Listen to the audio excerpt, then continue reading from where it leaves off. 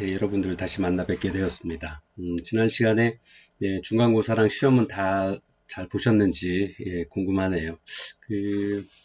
아무래도 저는 기본적으로 생각을 가지고 있는 게 대학에 와서 뭐 달달달달 외워서 중고등학교 때처럼 뭐 공부를 하고 뭐 외운 것들을 머릿속에 들어있는 것들을 밖으로 끄집어내는 것보다는 이제 좀 많이 경험하시고 또 학교에서 배웠던 부분들에 대한 개념이나 이론적인 어떤 정립들을 얼마나 하고 있느냐, 또 그런 부분들을 위해서 어떤 생각들을 가지고 있느냐에 대해서 좀 더 중요시하게 생각을 합니다. 그리고 또 시험 문제를 풀어가는 과정도 어쨌든 지식을 쌓고 자신의 어떤 전문 지식들을 좀 더 확립해 나가는 과정이라고 생각을 하기 때문에 문제를 좀 보고 그다음에 그 문제를 풀기 위해서 또 추가적인 공부를 하는 것도 또 자신을 위한 어떤 과정 중에 하나다라고 이렇게 생각을 하고 있습니다. 그래서 여러분들은 어떻게 생각하실지 모르지만 좀 오픈북으로 공부를 좀 하는 게 어떠냐. 그 다음에 그렇게 함으로써 좀 개념을 또 한 번 더 확실하게 정립을 하고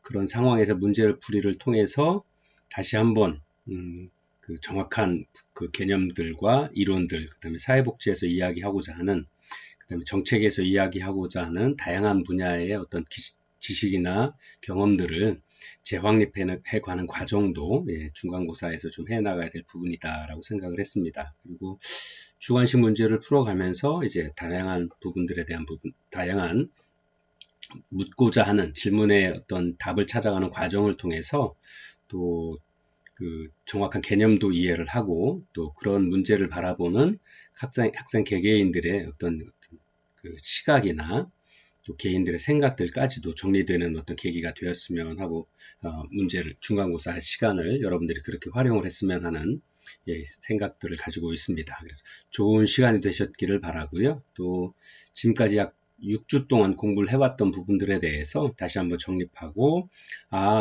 사회복지 정책론에서 이야기하고 있는 이런 부분들, 그 다음에 외국에서는 어떤 정책들을 펴오는 과정들이 있었는지, 또 우리나라에서의 역사는 어땠는지에 대한 부분들을 다시 한번 정립하고 되돌아보는 시간이 되었기를 간절하게 희망을 해봅니다.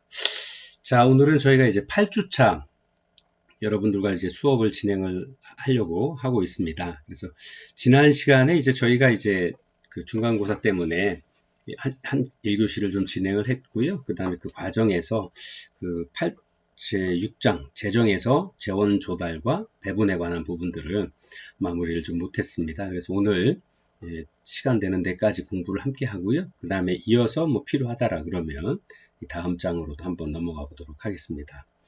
자, 재원 조달과 배분에서 다시 한번 좀 정리를 좀 해보고 넘어가 볼까요? 재원 조달과 배분에서 이제 재정이란 단어들을 처음으로 이제 설명을 드렸었습니다. 자, 재정이라고 하는 것은 사회복지 정책을 실현하기 위해서 들어가고 있는 재반 비용들을 우리는 재정이다라고 부른다고 정의하고 있다라고 말씀을 드렸습니다. 자, 재정이라고 하는 것, 그 다음에 재원 조달이라고 하는 것. 자, 재정은 말씀드린 대로 재반 비용을 재정이라고 한다라 그러면 재원 조달이다라고 하는 것은 재정에 들어가는 비용들에 들어가는 금액들을 어떻게 만들어낼 거냐 하는 부분들을 이야기를 할 수 있다라고 정의할 수 있을 것입니다. 그래서 재원 조달의 방법은 뭐 공공에 관한 부분과 민간에 관한 부분으로 크게 구분을 한다라고 설명을 좀 지난 시간에 했고요. 그 다음에 공공에 있어서는 뭐 일반 조세의 방법, 그 다음에 사회보험에 의한 방법, 뭐 기타 여러 가지 방법들이 있습니다만 크게 두 가지. 조세에 관한 부분, 그 다음에 사회보험에 관한 부분. 그 다음에 조세라고 하는 것은 국가 재정을 운영하기 위한 또는 이제 저희는 사회복지 정책에 한정해서 이야기를 하고 있기 때문에 사회복지 정책에서 소요되는 비용들을 법으로 국민들에게 강제해서 납부하게 만들어내서 하는 그 조달 방법이고요. 일반 또 두 번째가 가장 많이 활용되고 있는 것이 사회보험 방식이다라고 말씀을 드릴 수 있겠습니다. 그래서 저희가 이제 오늘 사회보험 방식 중에서도 특히나 이제 보험료에 관한 부분들을 같이 공부를 하게 될 건데요. 자, 이런 보험료에 관한 부분들에 있어서도 어떤 방식으로 할 거냐, 정률제냐, 정액제냐, 아니면 뭐 적립 방식이냐, 부과 방식이냐, 또 그 확정 기여형이냐, 그다음에 확정 급여형이냐, 뭐 여러 가지 방식들을 이야기를 하고 있습니다만 점점 사회에서 그 조세로 운영을 하고 또는 사회보험으로 운영을 해가는 과정들이 저희가 지난 역사에서 공부를 하셨던 것처럼 독일에서부터 사회보험에 관한 부분들을 좀 체계적으로 확립을 해왔었죠. 그래서 산업재해보험이라든가 아니면 질병이나 뭐 어떤 그런 보험 방식으로 접근을 해서 사회보험 형식으로 해왔던 국가에서 어떤 그런 체계를 갖춰왔고요. 그런 사회보험 방식으로 지급해가는 과정 중에서 오랜 시간 18세기 후반에서 18세기부터 만들어왔던 걸 지금 21세기 동안 약 3세기 동안 유지를 해오면서 그 재원들을 어떻게 만들어낼 거고 변화되고 다양하게 늘어나는 국민들의 어떤 복지 욕구에 어떻게 대응해 나갈 거냐 하는 부분에 있어서 그 대응 정책들을 잘 만들어 나가고 그 만들어진 정책들을 잘 재정적으로 뒷받침하기 위한 방법으로 사회보험의 방식도 다양한 방식으로 좀 바뀌어왔다라고 하는 거죠. 그 변화의 과정들을 겪어왔고요. 그런 과정 속에서 지금의 현대의 모습들을 만들어 나오고 있다라는 것들을 말씀드릴 수 있겠습니다. 그 다음에 민간에 관한 부분에 있어서는 뭐 수익자 부담 원칙이라든가 아니면 뭐 모금을 통해서 아니면 기부금 또 뭐 회비라든가 또 후원금 또 각종 그 민간에서 하고 있는 사회복지 법인에서의 수익사업에서의 잉여금 또는 이익금들을 이러한 재정적인 어떤 후원의 재정 조달의 방식으로 활용을 해오고 있다라고 공부를 했습니다. 그리고 이제 마지막으로 배분에 관한 부분들인데요. 배분은 이렇게 재정과 재원을 조달을 통해서 만들어진 그 재반 비용들을 어떻게 나누어서 쓸 거냐 하는 거죠. 즉 국민들의 욕구 수준은 다양하게 늘어나고 있고 또 사회 변화에 따라서 새로운 어떤 사회적 리스크들이 발생을 하게 되는데 그러한 어떤 리스크들을 어떻게 사회복지 정책으로서 다루어 나갈 거냐 또 그러한 사회복지 정책을 다루어 나가는 데 있어서 필요로 하는 재반 비용들을 어떻게 잘 나누어서 효과적으로 또 효율적으로 사용할 것이냐 하는 부분들을 배분이다라고 말씀드릴 수 있을 겁니다. 자, 이렇게 지난 시간까지 저희가 사회복지 정책에서의 재원 조달과 배분에 관한 부분들에 있어서 전체적인 어떤 큰 아웃라인이었다라고 말씀을 드리고요. 지난 시간까지 저희가 이제 그 공공조달 방식의 재원 조달의 방식에 있어서 공공 부분과 민간 부분의 부분 중에서 공공 부분에서의 공공 부분의 재원 조달 조세 방식과 보험료 방식에 대한 부분들에 있어서의 차이들을 공부를 함께 해왔습니다. 자, 그래서 오늘은 두 번째 공공재원 조달 방식에 있어서의 보험료를 진행하는 과정에 있어서 적립 방식과 부과 방식 여러분들 교재 173페이지부터 함께 공부해 보도록 하겠습니다. 자, 공공의 재원 조달 방식에 있어서 이제 적립 방식과 그 다음에 크게 적립 방식과 부과 방식 두 가지로 이야기를 해 나갈 수 있다라고 할 수 있습니다. 자, 적립 방식이라고 하는 것은 여러분들 이제 그 국민연금 생각을 해보시면 좋으실 것 같아요. 여러분들은 아직 그 국민연금에 가입을 하진 않으셨겠습니다만 실제로는 아르바이트를 하시든 어떤 일정의 소득을 갖게 되시면 이런 것들이 제세 공과금들을 다 납부를 하게 돼 있죠. 그래서 그 사용자 부담 원칙에 의해서 뭐 일부는 사용자가 납부하는 부분들도 있고 또 일부는 이용자와 피사용자와 사용자가 함께 납부하는 경우들이 있죠. 그 중에서 적립 방식으로 대표적으로 우리 사회에서 좀 논의되고 있는 것이 바로 국민연금이라고 말씀드릴 수 있을 것 같습니다. 그래서 국민연금은 사회보험 방식에 있어서의 자기 총 수령액의 약 9%의 급여의 9% 정도를 납부를 해서 적립을 하도록 되어 있는데요.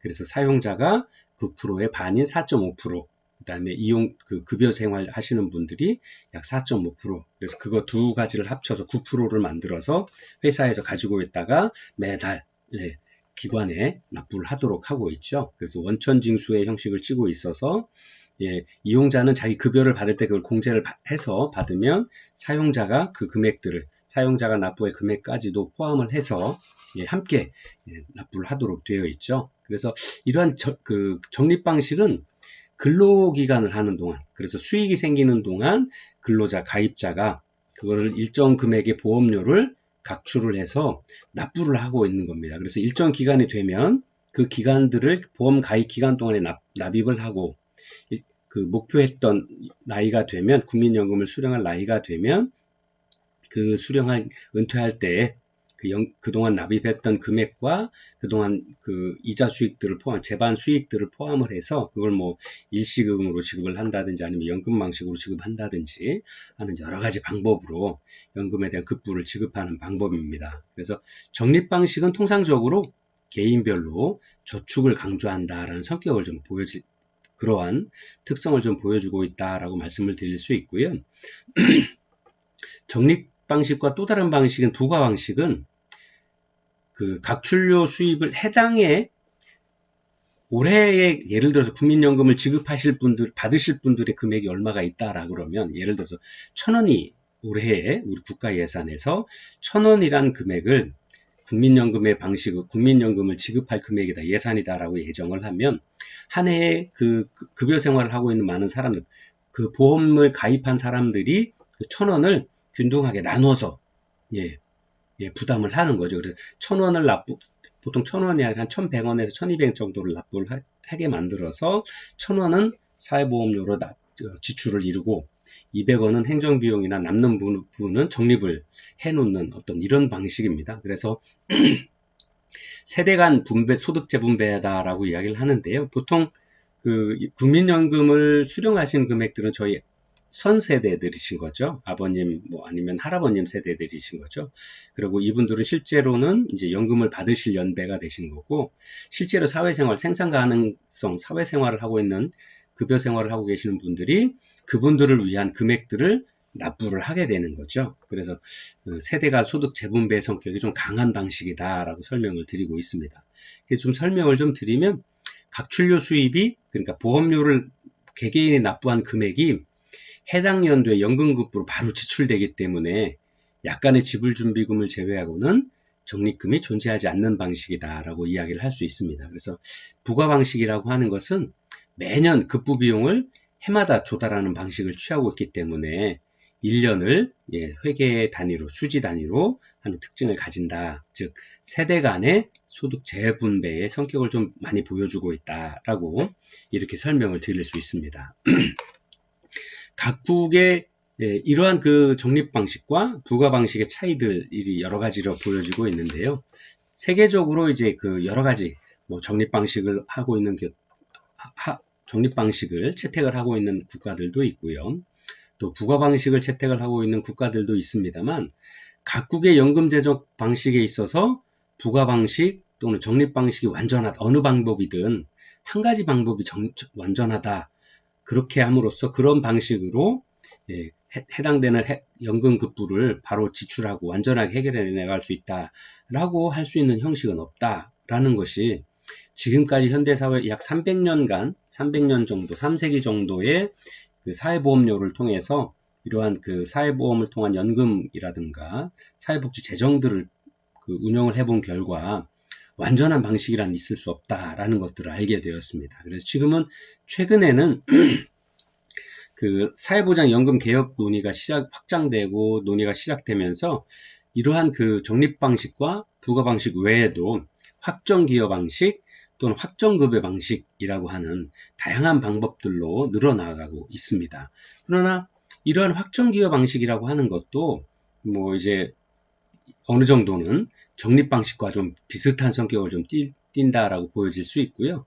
또 확정급여 방식이라고 하는 방식은 부과 방식과 좀 비슷한 모양들을 보인다라고 하는 거죠. 즉 확정기여 방식이라고 하는 것은 바로 적립 방식인 것처럼 내가 그 보험 가입 기간 동안 일정 기간 동안을 정해 놓고요. 그 가입 기간 동안에 자기 각출금을 일정한 금액들을 계속 납부를 하는 거죠. 그래서 그런 의미에서는 좀 적립 방식과 비슷하다. 그 다음에 확정기여 방식은 나중에 받게 된 내가 일정 연금 나이가 되어서 받을 수 있는 어떤 기간이 되면 얼마를 받을 거다라는 것들을 정해놓고 그 기간에 받을 금액을 위해서 일정 기간 계속 자기가 근무한 그 수익이 생기는 동안은 아니면 근로기간 동안은 일정 금액을 계속 납부를 하고 있는 거죠.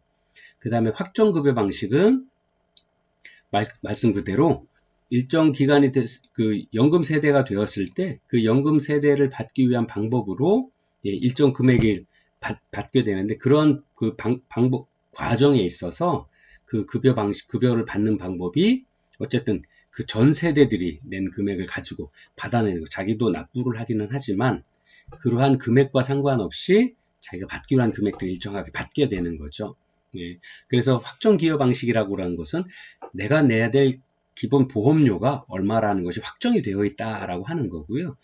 그것보다 확정급여 방식은 내가 보험료는 얼마 낼지 모르지만 나중에 내가 연금 수령 가능한 나이가 되었을 때 내가 받을 금액이 얼마인지 확정되어 있다라는 그런 차이를 보여줌으로써 확정기여 방식과 확정급여 방식의 이름을 정했습니다만 어쨌든 이러한 방식도 좀 발전된 방식이라고는 이야기를 하지만 적립 방식 또는 부과 방식과 좀 비슷한 부분들을 좀 보여주고 있다라고 하는 겁니다. 그래서 여러분들이 이제 직장 생활을 하시게 되면 이제 퇴직금을 운용을 하는 방법, 퇴직급여에 관한 부분도 지금 이렇게 확정기여 방식이냐, 확정급여 방식이냐, 뭐 해서 DC, DB, 뭐 IDC, 뭐 IDB 방식이다, 뭐 이런 이야기들을 하고 있는데요. 사용자와 그 근로자가 함께 논의를 해서 우리는 그 근로자들에 대한 퇴직급여들을 옛날엔 그 적립을 해서 일정 기간이 지나면 그분 퇴직할 때 태워드렸었는데 이러한 부분들이 퇴직금을 받아서 또 필요한 부분에 사용을 하고 나면 나중에 노인이 되었을 때 연금 그 수령 나이가 되었을 때 실제 받을 수 있는 금액들이 작아지다 보니까 노후에 이제 빈곤에 관한 문제가 사회 문제로 떠오르게 되었던 거죠. 그래서 이제 각 기업체에서도 퇴직급여들까지도 노조와 협의를 해서 각 기업체에서 부담하고 있는 기업체에서 은행이라든가 아니면 은행 같은 어떤 그런 기관에서 증권회사 같은 어떤 기관에서 운영하고 있는 뭐 확정기여 방식의 연금 또는 확정급여 방식의 퇴직금 공제 그 상품들을 가입을 하도록 의무하고 있습니다. 그래서 이러한 방식을 통해서 그 근로자들의 노후의 빈곤의 문제를 노후에 발생할 수 있는 사회 문제를 예방하기 위한 어떤 대책으로 적극적으로 활용을 하고 있는 상황이다라고 말씀드릴 수 있겠습니다.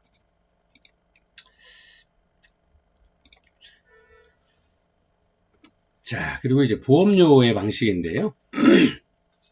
보험료의 방식은 이제 그 조세 방식과는 좀 어떻게 다를 것이냐. 죄송합니다. 조세 방식과 좀 어떻게 다를 거냐. 그래서 즉 보험 방식과 조세 방식을 좀 특성을 좀 비교를 해볼 필요가 있는데요. 자, 사회보험료를 통한 재원 조달 방식의 장점은 어떤 거냐. 그 다음에 또 조세 방식을 통한 재원 조달 방식의 특성은 어떤 것이 있느냐 하는 것들을 좀 비교를 해보겠습니다. 그래서 물론 이제 이러한 다양한 어떤 그 보험료나 또는 사회보험료나 또는 그 조세를 통한 방식에 있어서의 국가의 어떤 그 복지 정책들 또 사회복지 정책들을 펴나가는 데 있어서 재원을 조달하는 방식은 굉장히 선택하기가 어려운 부분들이 있을 수 있습니다. 그래서 실제 우리나라에서도 어떤 부분들은 조세를 이용한 어떤 사회복지 정책들을 펴는 그 것들이 있고요. 또 일부는 사회보험료 방식을 택해서 사회복지 정책들을 운영을 해 나가는 과정들이 있죠. 그래서 대표적인 예를 보면 공공부조에 관한 부분들은 조세를 활용을 하는 부분들이 많이 있고요. 또 4대 연금, 뭐 국민연금이라든가 의료보험, 또 고용보험, 산재보험, 또 노인장기요양보험의 경우에는 사회보험 방식으로 사회복지 정책들을 실천을 해 나가고 있죠. 그래서 이런 어떤 방식으로 실천을 해 나갈 것이냐 하는 부분에 있어서는 두 가지 조세나 또는 사회보험료를 이용한 그 재정 운영 방식의 어떤 특징들을 좀 잘 이해하고 그런 것들의 특성을 최대한 활용할 수 있는 방법들을 좀 선택을 해 나가는 현명한 방법들을 좀 찾아 나가야 되겠다. 하는 것들이 중요합니다. 그래서 그러한 특성들을 좀 비교해 볼 필요가 있고요. 공공복지 재원의 조달 방법은 대개의 경우 이들 두 가지 비중이 사회보험의 방식과 조세의 방식이 주로 다 차지하고 있죠. 그 외에도 뭐 다른 방식이 있다라고는 할 수 있지만 이 두 가지 방법이 대부분을 차지하고 있기 때문에, 그리고 또 이 두 가지 방식은 실제로는 그 국민 개개인들의 삶에 있어서 또 국민 경제나 개인 생활에 있어서 그 미치는 영향이 막대하죠. 실제로 여러분들 아버님들 급여 통장을 한번 보신 적 있으신지 모르겠습니다만, 실제로 저희도 이제 급여를 받게 되면 급여의 약 한 15% 정도, 많으면 한 20% 정도가 실제 이렇게 받고자 하는 금액보다 다 공제가 돼서 나오죠. 왜냐하면 조세 방식이나 사회보험료 방식은 실제 급여를 받기 전에 벌써 이제 원천징수라 그래서 급여를 받기 전에 회사에서, 사용자 단체에서 그 부분을 제외하고 급여를 지급을 하고요. 아까도 잠깐 말씀드렸던 것처럼 사용자는 사용자의 부담분과 그 근로자가 부담할 부분들을 적립을 하고 있다가 이것을 공공기관에 다 납부를 하거나 아니면 국세청에 납부를 하게 되는 이런 방식을 택하고 있죠. 그러다 보니까 그 정도의 비용들을 벌써 자기가 받아야 될 금액에서 제외하고 받다 보니까 국민 경제에 있어서의 또 어떤 흐름들, 그 다음에 개인 생활에 있어서의 영향력이 굉장히 막대한 방식 중 하나다. 그래서 이러한 그 중요한 어떤 재정 정책에 있어서의 선택 방법에 있어서는 좀 굉장히 좀 심각하게 고민을 해야 될 필요가 있고, 그 특징들을 상세하게 이해할 필요가 있다라고 설명을 드릴 수 있을 겁니다. 그래서 이러한 그 사회 두 가지 특성을 좀 비교를 좀 해보는데요. 첫 번째가 이제 사회보험료를 통한 재원 조달 방식의 장점입니다. 자, 사회보험료는 여러분들 교재 175페이지에 상세히 설명이 되어 있는데요. 사회보험료는 일종의 목적세적 성격을 갖고 있기 때문에 피보험자의 납부 의혹이 일반적인 어떤 일반 피보험자의 납부 의혹, 일반 조세의 경우보다는 좀 굉장히 높다. 왜냐하면 사회보험료는 제가 납부를 해놓으면 보험이라는 게 보험의 성격상 내가 미리 발생되거나 미래에 발생될 어떤 사회적인 리스크나 위험에 대해서 예방하고자 하는 경우잖아요. 뭐 예를 들어 자동차 보험을 예로 들면 제가 자동차를 운전을 하게 되면서 자동차 보험을 일종의 책임 보험을 들고 이종의 개인 보험을 들게 되는데, 이것은 현재 발생한 어떤 사회적 위험이 아니죠. 운전을 하면서 발생된 어떤 그 사고라든가 아니면 리스크들이 아니었죠. 다만 그런 것들을 미리 발생할지도 모를 사회적인 위험에 대비하기 위해서 지금 미리 일정한 사회보험료를 한 번에 낸다거나 아니면 여러 번에 나누어서 납부를 함으로써 미래에 발생되는 사회적인 위험에 대비할 수 있게 되는 거죠. 예, 그런 어떤 목적세적 성격을 갖고 있기 때문에 이러한 사회보험료를 납부해야 되겠다 하는 생각이 세금을 내는 것보다는 의욕이 굉장히 높다라고 이렇게 말씀을 드릴 수 있을 겁니다. 그 다음에 보험료가 적립되는 경우에는 이러한 보험료가 공공 투자의 자금으로 이용될 수 있다라는 것들이 특징이라고 할 수 있고요. 자, 첫 번째 사회보험료에 대한 조달 방식의 장점이 이제 첫 번째, 각출금을 통한 재원 조달은 사회보험급여의 인상과 직접적으로 연계될 수 있어서 국가 또는 어떤 정책 행위자들가 무책임한 급여의 인상을 좀 억제할 수 있는 어떤 성격들을 가지고 있다라고 할 수 있습니다. 그래서 또 하나 당연히 그럼으로써 재원의 안정성을 좀 유지하게 할 수 있는 한편 정책 목적에 바르게 사용될 수 있도록 하는, 즉 정책 목적에 연계시키는 일이 좀 다른 어떤 그 조세보다는 굉장히 이점이 있다라고 설명을 드릴 수 있을 겁니다. 그래서 각출금이라고 하는 건 개개인의 각 기여금, 부담금을 이야기를 하고 있는 거죠. 그래서 이러한 방식으로 사회보험료를 부과를 하기 때문에 이러한 어떤 특징들을 가지고 있다라는 거고요. 두 번째가 급여라고 하는 것은 사회보험료 각출에 수반하는 당연한 권리다라고 하는 거죠. 왜? 제가 일정 기간 동안 보험 가입자가 되어서 보험 가입자가 누릴 수 있는 혜택으로 제가 급여를 일정 부분 계속 적립을 해왔기 때문에 사회적 급여를 받는다고 하는 것은 제 당연한 권리라고 하는 거죠. 제가 기여를 했기 때문에. 그리고 자산조사를 필요로 하지 않는 보편적인 접근 방법이 바로 사회보험료의 방법이다라고 하는 겁니다. 그리고 각출에 의해서 사회보험에 가입하는 자는 보험의 운영에 참여할 수 있게 된다라고 하는 거죠. 예.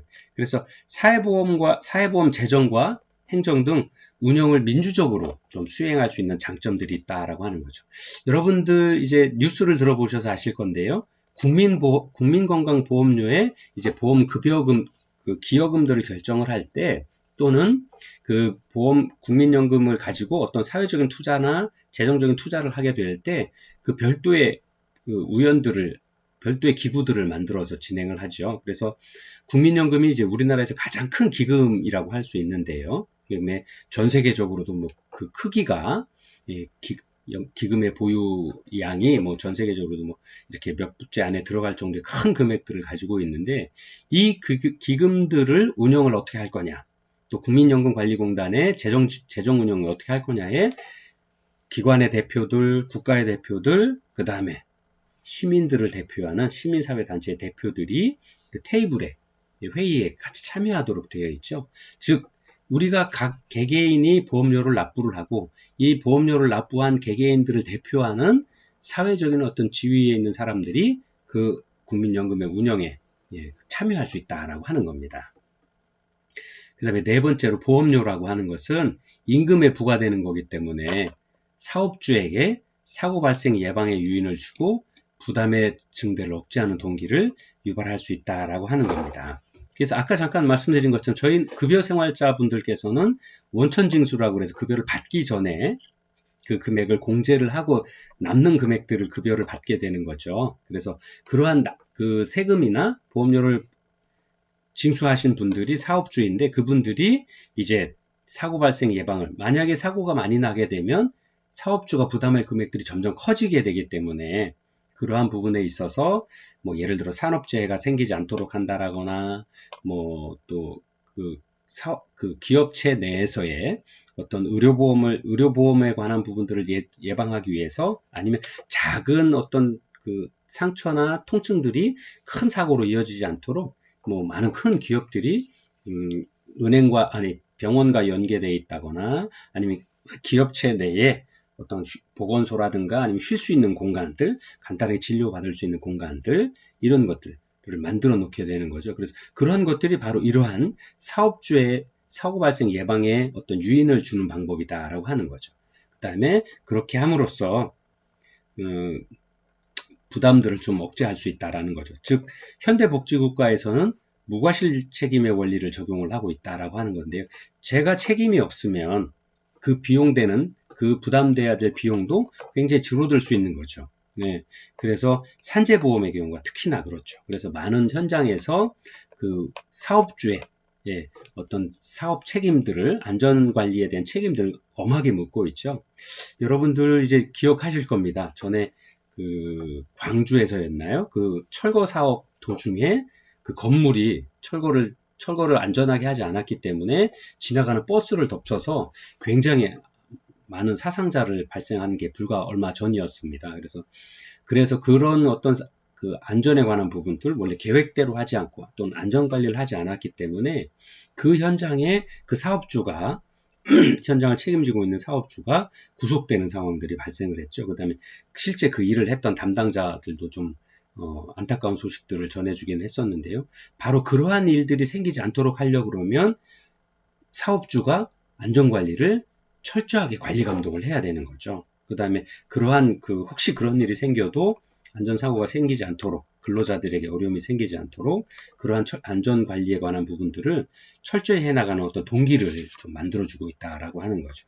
그래서 그 사회보험 일반에서도 이러한 무과실 책임의 원리 때문에 그 소위 제3자 부담의 원리에서 보듯이 사용자 부담은 사용자에게 어느 정도 책임을 묻게 되는 어떤 그런 반사적인 효과들을 가지고 있다라고 하는 거죠. 그래서 즉 보험료를 많이 납부하지 않게 보험료를 최소한으로 납부하게 하는 어떤 요인으로 또는 아니면 어떤 사고가 났을 경우에 커다란 손해를 입을 수 있기 때문에 그런 손해를 예방하기 위해서라도 미리 안전조치를 하고 계획한 대로 일을 할 수 있도록 하기 위한 어떤 그 책임을 부과하는 유인 효과를 좀 가지고 있다. 바로 그러한 것이 이제 사회보험료다라고 말씀드릴 수 있는 거죠. 그 다음에 5번째가 피용자 보험의 경우에 보험료의 징수 비용이 낮거나 간편하다라고 말씀드릴 수 있겠습니다. 조세 비용의 와 비교해 보았을 때 비용이 낮거나 간편하다는 이야기인데요. 조세를 부과하는 과정에 있어서는 행정 비용들을 들지요. 또 부과하느라고 그런 어떤 알려주는 부과 비용들을 납부하기 위한 부과하기 위한 행정 비용들이나 또 이런 것들이 많이 발생하게 되는데 그거에 비해서는 사회보험의 경우에는 그런 비용들을 좀 줄일 수 있고 행정적으로도 간편하게 할 수 있다라는 어떤 그런 특징들을 보여줄 수 있습니다. 그래서 이러한 각출금들은 보통 소득에서 원천 징수되기 때문에 국가에서 보거나 아니면 사회보험기관에서 보았을 경우에는 보험료 징수가 아주 간편하고 또 징수가 이제 용이할 수 있다라는 어떤 이런 특징들을 보여주고 있습니다. 그래서 아까 한 번 더 보면 이제 사회보험료는 목적세적 성격을 갖고 있다라고 하는 것. 그 다음에 보험료가 이제 적립되는 경우에는 우리나라 국민연금을 보셔도 아실 수 있죠. 엄청난 금액을 적립을 하고 있기 때문에 그리고 이것이 어느 개인의 것이 아니라 국민 대다수가 보험금으로 납부한 금액들이 적립이 되어서 이런 엄청난 금액을 된 거에서 실제로 우리나라 주식시장이라든가 아니면 어떤 공공기금의 운영에 있어서의 큰 역할들을 해내고 있죠. 그래서 실제로 국민연금이 또 삼성전자나 이런 대기업의 어떤 기업주의 어떤 횡포를 막아내는 어떤 공공 성격들을 가지기 위한 어떤 절차들도 활발히 진행되고 있는데요. 바로 이런 것이 바로 공공투자의 자금으로 활용될 수 있기 때문에 이런 일들을 해낼 수 있다라고 설명을 드릴 수 있습니다. 즉, 사회보험료는 이러한 장점을 가지고 있다라고 하는 거고요. 두 번째가 이제 조세를 통한 재원 조달 방식의 이제 장점입니다.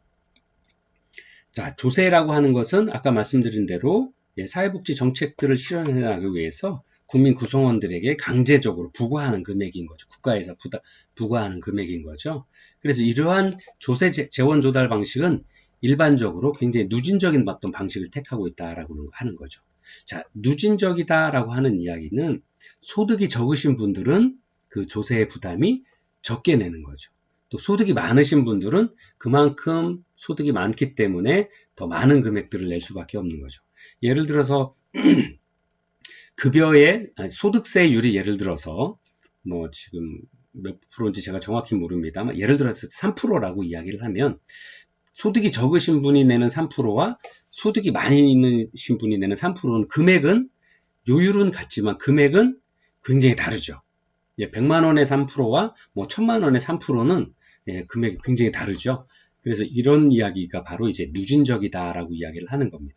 또 그것보다 더 많이 붙는 분들은 실제로는 3%가 아니라 4%, 5%를 내는 경우도 있고요. 지금 이제 현대 사회에서 이러한 변화되는 사회 속에서 이제 슈퍼리치들의 부자세를 내자 하는 이야기들도 하고 있고요. 이러한 어떤 세금들이 많이 개발되고 좀 더 내야 될 필요가 있다라고 느끼는 이유들은 바로 이렇게 조세를 이용한 재원 조달 방식을 통해서 사회의 어떤 복지 정책들을 공공부조라든가 조세를 이용해서 펼쳐지는 사회복지 정책들을 좀 더 다양하고 폭넓게 진행을 해 나가기 위한 어떤 사회적인 합의가 이루어지고 있다라고 보여질 수 있는데요. 바로 이런 기능이 바로 소득 재분배의 기능이다라고 설명을 할 수 있는 거죠. 자, 두 번째가 사회적 평등화 목표의 조세 방식이 상대적으로 더 가깝다라고 말씀드릴 수 있는 겁니다. 아까 말씀드린 것처럼 누진적이기 때문에 일방적인 어떤 소득 이전이라고 하는 사회복지 정책의 기능을 연계함으로써 사회의 소득 평등화 또는 평등화라고 하는 정책 목표를 달성하는 데 있어서 조세를 통한 방식이 보험료 방식보다는 굉장히 유리한 방식이 될 수 있다라고 이렇게 설명을 할 수 있습니다. 그 다음에 세 번째가 보험료 내지는 보험료 부과소득에 상한액이 설정되어 있는 경우에는 보험 방식이 더욱 더욱더 소득이 역진적이 될 수 있다라고 하는 건데요. 세입 이전 방식에서는 그러한 우려가 없다라고 말씀드릴 수 있는 거죠. 조세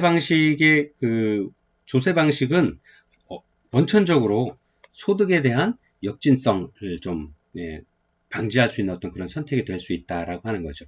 역진적이다라고 하는 거꾸로 오히려 소득이 적은 사람들이 더 많이 되는 경우도 생길 수 있다라고 하는 건데요. 조세 방식은 그런 일이 생길 수가 없는 거죠. 아까 말씀드린 것처럼 몇 프로의 예를 들어 몇 프로 내기로 되어 있으면 많은 분들이 100만 원 분들 하는과 뭐 더 많이 버는 사람들 사이에 이 실제 부과되는 금액들의 차이가 있을 수 있죠. 이 부과된 금액을 총으로 걷어서 있는 조세를 가지고 똑같이 사회보험의 혜택을 누리기 때문에 아니면 사회복지 정책의 어떤 혜택을 누리기 때문에 실제로 사회복지의 혜택을 누리는 사람들이 고소득층보다는 중간 이하의 저소득층의 혜택을 누리는 거죠. 그래서 이 만들어진 금액을 조세로 형성되어 있는 재원을 가지고 사회복지 정책들을 누구를 위해서 펴느냐? 중산층 이하의 저소득층이나 사회적 취약계층을 위해서 이 조세 정책들을 펼치기 때문에 실제로는 이러한 소득 재분배의 기능들, 그 다음에 세금의 어떤 사회보험료의 역진적인 어떤 성격들이 조세 방식에 있어서는 근본적으로 차단이 된다라고 이렇게 말씀드릴 수 있겠습니다. 그래서 그래서 이런 방식들 때문에 조세 제도의 합리성과 투명성 그리고 납세자의 좀 정직성이 좀 필요하다라고 설명을 드릴 수 있겠습니다. 그리고 네 번째가 이제 그 사회보험료 부과에는 조세에 있어서는 이제 사회보험료에서 부과해서는 없는 인적공제 제도가 있기 때문에 실제로 이런 인적공제 등을 통해서 부담 능력에 비해서 조세를 징수하는 흔적이 좀 크다. 그래서 저소득자에게는 그 부담이 크지만 실제로 조세 방식을 통해서는 부담 능력에 비례해서 조세를 좀 징수하는 기능이 있다. 예를 들어서 실제로는 이제 이렇게 세금을 이렇게 낸다라고 해도 실제 여기에 이제 인적공제를 주게 되는 거죠. 여러분들도 이제 나중에 직장 생활을 하시면 이제 소득공제를 하시게 되는데 연말에 예를 들어서 가족이 많으시면 결혼을 하셨으면 기본적으로 가족에 대한 소득공제가 얼마가 있고요. 또 아이가 2명이면 한 명인 가족인과 2명인 가족의 차이가 있습니다. 그리고 또 아이가 셋이면 아이에 따른 그 기본적인 소득공제를 다 얼마씩을 주고요. 또 장애인이거나 어떤 장애인인 경우에는 또 장애인에 대한 추가 소득공제를 주게 되고요. 그러한 어떤 다양한 소득공제 제도를 갖고 있기 때문에 실제로 어떤 그 저소득층이나 아니면 그 다양한 가구 구성을 가족 구성원 수가 많은 가구의 경우에는 그만큼 조세의 부담률이 더 낮춰지고 있습니다. 그래서 그러한 방식을 통해서 실제로 부담할 수 있는 능력에 따라서 조세를 좀 부담하는 그런 어떤 특징들이 있다라고 설명을 드릴 수 있고요. 다섯 번째로 보험 방식은 부담 능력이 없는 경우를 고려하지 않고 모든 사람이 부담하는 부담 능력이 있다라는 것들을 전제로 해서 하고 있는 어떤 방식인 거죠. 그래서 이러한 그 보험과 달리 조세는 만약에 제가 극빈층에서 사회 그 조세를 부담할 수 없다라 그러면 아까 말씀드린 인적공제 방식도 있고 아니면 소득의 이하였기 때문에 그러한 방식에 있어서 보험료를 조금 더 낮춰준다거나 면제해주는 어떤 방식까지도 활용들을 하고 있습니다. 그래서 저소득층이나 빈곤층들에 대한 어떤 그 조세 감면의 혜택들을 좀 다양하게 주고 있다. 만약에 이제 보험료 방식이었으면 이런 조세 감면의 혜택을 줄 수가 없게 되는 거죠. 그래서 그러한 어떤 특징들을 가지고 있다라고 설명을 드릴 수 있고요. 마지막으로 그 세입 이전 방식이라고 하는 것은 그 재정 운용에 있어서 각종 서비스 프로그램 간에 상호 조정을 가능하게 한다라고 설명을 하고 있는데요. 그 국가에서 조세를 통해서 전체적인 어떤 그 세금의 규모를 정하고 있기 때문에 각 사회복지 정책의 분야별로 확보되고 있는 재정들이 좀 불안할 경우 것들이 있을 수도 있겠죠. 아니면 올해 뭐 무슨 특별한 재난이 생겼다거나 아니면 지진이 일어났다거나 뭐 태풍의 피해를 입었다거나 그래서 어촌이나 아니면 대형 산불이 나서 그 지역에 어떤 큰 피해를 입었을 때 그러한 어떤 그 투입되어야 될 세금들이 많지만 벌써 예산이 짜여져 있으면 얼마를 써야 된다는 게 정해져 있어서 그 예산을 소진하면 그 다음 회계연도에 예산이 확보가 되게 되는데, 그러한 어떤 방식에 있어서의 사회복지 정책의 어떤 그 프로그램들을 국가가 조세로 운영하는 거기 때문에 그런 것들을 좀 융통성 있게 유연하게 진행을 해가는 데 있어서 훨씬 더 효과적이다. 즉 서비스 프로그램 간의 상호 조정을 가능하게 하는 방식이 바로 조세를 통한 재원 조달 방식이다 라고 이렇게 설명을 드릴 수 있겠습니다. 그래서 이러한 특징들을 좀 확실히 이해를 하고 국가에서 아니면 사회복지 정책들을 형성해가는 과정에 있어서 재원 조달을 어떤 방식으로 하는 것이 적정할 것인지에 대한 고민들을 좀 충분히 해 나갈 수 있어야 될 거다라고 설명을 드릴 수 있습니다. 잠시 쉬었다가요, 이제 2교시에 다시 여러분들 이어서 공부해 보도록 하겠습니다.